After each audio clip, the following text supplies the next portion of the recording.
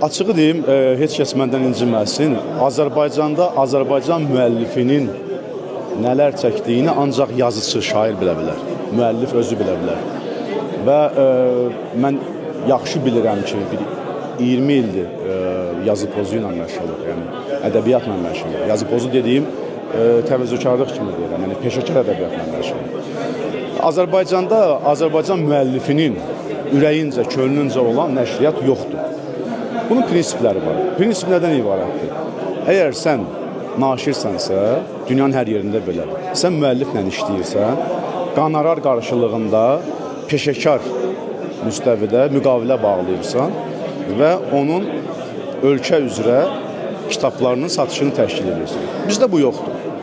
Adda budda nələrsə var, olub, mənim də kitabımı çıxardıblar, məndən də imza günləri keçirilir, amma bu məni qane etmir. Ona görə də bütün Azərbaycan müəlliflərinin istinad edə biləcəyi bir nəşriyyat yaratmağa qərar verdim və Park nəşriyyatı mahiyyətcə də budur ki, biz bilirik kağız ağaclardan hazırlanır, emal olur.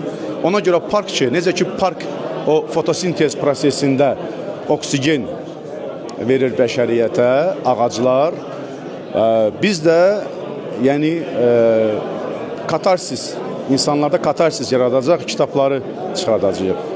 Daha doğrusu bu butik nəşriyyatı, yəni mən öz oxumaq istədiyim kitabları çıxardıram.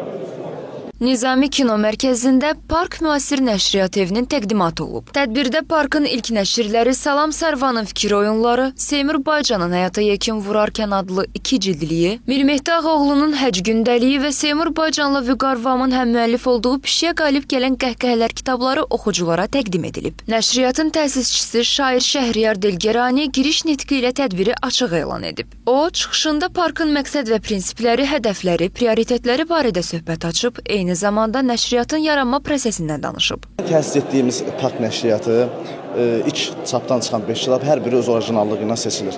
Nəzərə almaq lazım ki, tanınmış şair Salam Sərvanın ilk nəsr kitabıdır. Daha sonra Seymur Baycanın özünün seçmə publisistik yazıları olan, esseləri olan ilk kitabdır.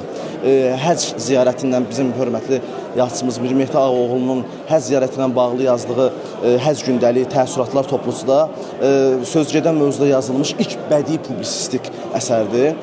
Və növbəti Pişiyə qalib gələn qəhqəhələr Vüqar Vanla Seymur Baycanın həm müəllif olduğu hekayələr toplusudur. O hekayələr ikisinin birgə təfəkkürünün, bədii təfəkkürünün məhsuludur və iki ayrı ədəbi nəslin nümayəndəsinin deməli bir yerə gəlməyi, bir kitab üzərində işləməyi olduqca təqdirə layiq hadisədir. Bir sıra planlarımız var, bir sıra hədəflərimiz var.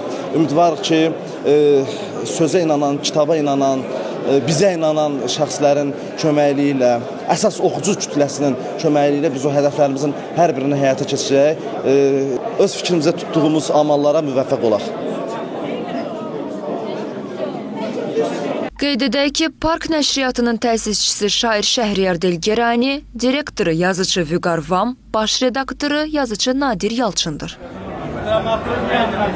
Bizim dostumuz Şəhriyar Delgerani, yazıcı, şair, yazıcı Şəhriyar Delgerani də bu məsuliyyətli və fədakar bir işin altına girib və Park nəşriyyatı artıq bugündən fəaliyyətə başlayır və ilk əsərlərini, ilk nəşrlərini təqdim edib.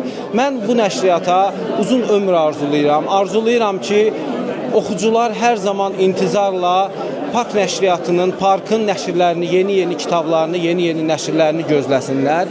Və mənim üçün həm də ona görə sevindiricidir ki, bugün Parkın ilk nəşrləri arasında mənim Həc gündəliyi adlı kitabım da yer alır. Bu nəşriyyatın ilk nəşrləri arasında yer alacam. Nəşriyyatın təsisinə, onun baş direktoru Vüqar Vana, redaktoru Nadir Yalçına, eləcə də mənim kitabımın redaktoru olmuş, vicdanla çalışmış və böyük əziyyət çəkmiş Nadir Yalçına uğurlar arzulayıram. Bütün dostlara, bu nəşriyyatın işində səy göstərmiş dostlara uğurlar arzulayıram. Bu təkcə onların deyil, həm də mənim nəşriyyatımdır. Buna görə də iki qat sevincliyəm və oxuculara demək istəyirəm ki, sizə artıq yeni gözəl, keyfiyyətli kitablar gözləyəcək. Buyurun, alın. Nərminə Kəmalova, Arif Əliyev, APA TV.